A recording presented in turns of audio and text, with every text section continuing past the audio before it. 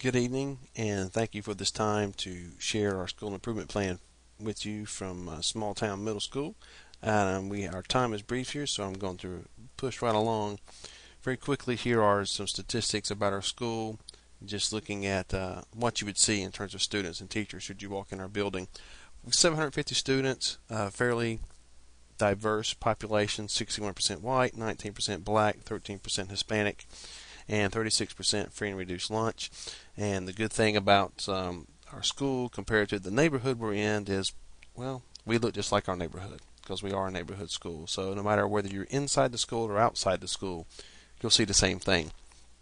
Our teaching staff, we've got 54 teachers, all of which are highly qualified, and 85% of them have 4 or more years teaching experience. A third of those have 4 to 10 years. Half of our teachers have got 10 plus years. And when you look at our 4% turnover rate and then look at those years' experience, what it tells you, because most of those teachers has been taught their entire career at Small Town Middle, is that we're a great place to work, and it's a great place for students, and we're proud of that. We've got some good quality seasoned teachers on staff. We've got 9 nationally board certified teachers, and just over a third of our folks have got advanced degrees. Here's the important stuff. Here's the data we needed to look at that's driving our school improvement plan.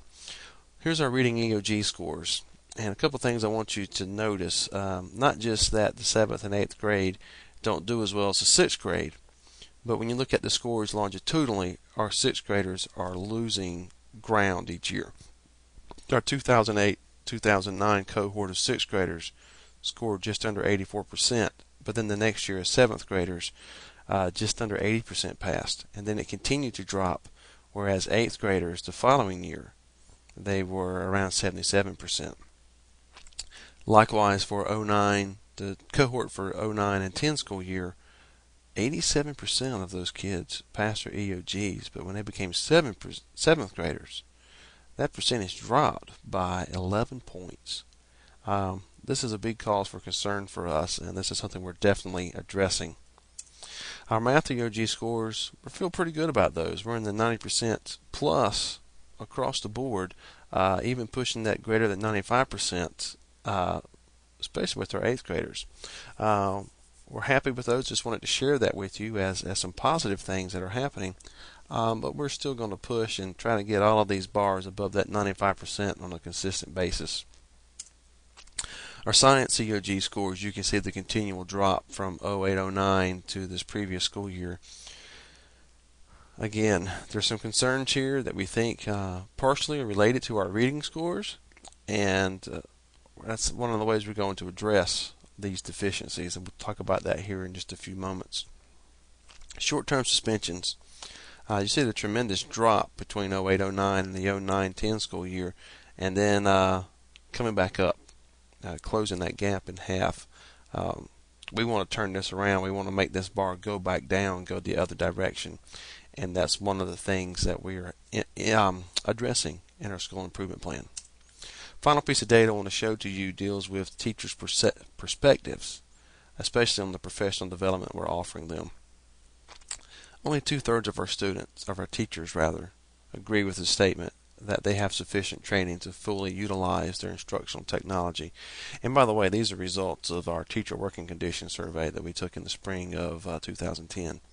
Only 2/3, and what that means is that our students aren't getting the benefit of any of the instructional technology that we may have because their teachers don't know how to use it, at least not how to use it effectively. And we need to change that if we're going to positively impact students' lives.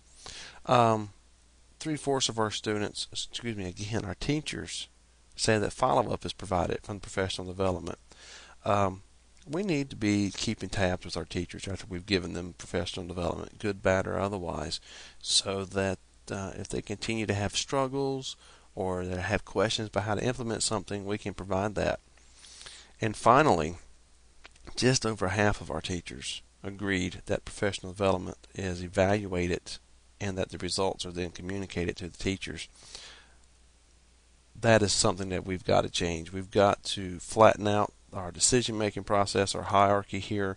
We've got to have some distributed leadership. and we don't need to be offering professional development that's not any good to our teachers. So we need to get their evaluation, their feedback, and we need to use that. We need to communicate that with them and tell them how we're going to address that. So here's the county goals. I won't take the time to read those, but our school improvement goals have to line up with our county goals. And here they are. Our first goal as a school is to reduce the number of short-term suspensions by 10%. We want to increase the EOG reading scores by 5 points for our 7th and 8th grade. We got to close those gaps. We got to stop the bleeding. We need to see 21st century teaching strategies implemented every week in all of our classes. And we want to increase our parent satisfaction survey return rate and the positive responses on those surveys by 10 points. And here's how we're going to do that. We're going to provide PBIS training for our faculty at the beginning of the year. And throughout the year, we're going to get feedback from them, have the conversations to make sure that the things that we did and developed are actually working in class. And we're going to select a curriculum that'll teach our students some conflict resolution skills and some positive decision-making skills. We'll use our advisor-advisee period at the end of each day to help them make better decisions and change some things and reduce that suspension rate. We're going to strategically assign some of our high-flying students in the referral area to key individuals in our school that can be good mentors for them, whether it be that they already have an excellent relationship with that teacher, or that teacher does a great job of building relationships and helping students to learn how to make those better decisions. And as a way of just sort of keeping check that we are actually making progress on this, is we will conduct monthly referral audits where we want to see that our teachers are able to go through the discipline plans, they're going through the prior steps necessary before it gets to the referral stage, and then take whatever actions accordingly based on that, whether they need to be reminded of the plan, have it better explained to them, or maybe our students are still just not making good choices despite the fact we're going through all the steps. We need to increase our reading scores, and we think if we increase our reading scores, it's going to increase our science scores as well. But we're going to do that by targeting the week objectives for 7th and 8th graders by looking at our data from the last couple of years and what are those week objectives, and use our enrichment and remediation period each morning to target those weak areas, as well as have our PLCs develop lesson plans that target those. And when we conduct our monthly audit of our PLC notebooks, we'll be looking for evidence of that discussion, of lesson plans that are developing, and then look for other questions that they may have that maybe we can help get our curriculum specialist to assist them in that manner. Likewise, with our third goal of using 21st century strategies, we're going to provide the training and just have conversations throughout the year and follow up from our faculty to make sure that it was good training for these strategies, and have them work on those strategies and implementing those by developing our lesson plans and our PLCs. Now, we as an administration will do walkthroughs, just pop it into classes for a couple minutes at a time on a regular basis, looking for evidence of those strategies being employed.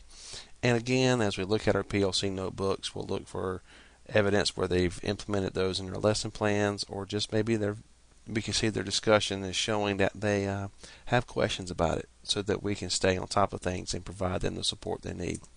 Finally, we need to just increase the return rate on our satisfaction surveys and the number of positive responses. So one of the ways we want to do that is to have a monthly parent night where we can address the issues that are relevant to our parents, and we'll find out what those issues are through formal and informal surveys that we will conduct at our fall and spring open houses. And we want to get our PTA. We have a great PTA. We want to get them involved in this.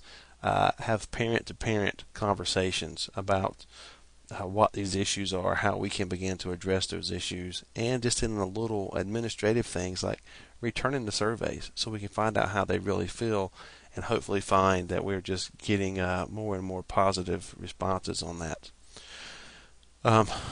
That is our school improvement plan in a nutshell. It's a real quick explanation. Again, thank you for your time.